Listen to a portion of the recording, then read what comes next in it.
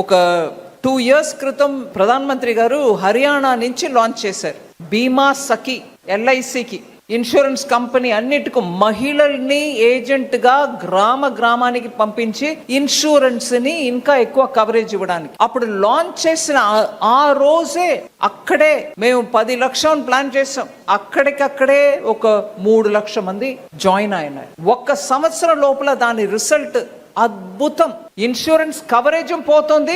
ఆ మహిళలకి వాళ్ళ ఒక సాలరీ అంటే ముందు కమిషన్ గా తీసుకున్నా కూడా LICలో 3 సంవత్సరం వాళ్ళ పర్ఫార్మెన్స్ ని చూసుకుని వాళ్ళని పర్మనెంట్ గా ఏజెంట్ రికగ్నిషన్ ఇస్తున్నారు మహిళలు. సో ఎన్నో ఇట్లా బ్యాంక్ అండ్ ఇన్సూరెన్స్ కంపెనీస్ ఇక్కడ రావడం వల్ల ఎన్నో ఇమ్మీడియట్ బెనిఫిట్స్ మనకు ఉన్నాయి. దాన్ని పూర్తిగా మన ఈ రాష్ట్రానికి అమరావతికి అర్పించి ఈ స్టేట్ ని బాగు చేయడానికి ముందుకు తీసుకెళ్ళడానికి ప్రయత్నం చేయడం ముఖ్యం.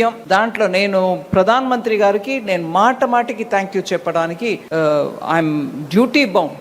ఎప్పుడు ఆంధ్రప్రదేశ్ విషయం గురించి నేను వారి దగ్గర మాట్లాడటానికి వెళ్తే వెంటనే రెస్పాన్స్ చేస్తారు. ఏ ఒక్క ప్రాంతం కూడా మనం వెనకపడడానికి వదలకూడదు, నువ్వు క్లియర్ గా ప్లాన్ చేయి. మళ్ళీ ఆంధ్ర విభాజనం తర్వాత ముందుకు ఫాస్ట్ గా వెళ్ళవలసిన స్టేట్, దానికి ఎంత సపోర్ట్ చేయాలో చెయ్యండి అని నాకు క్లియర్ గా గైడెన్స్ ఇస్తారు. కాబట్టి నేను బడ్జెట్ లో ఏదో ప్రయత్నం చేస్తున్నాను.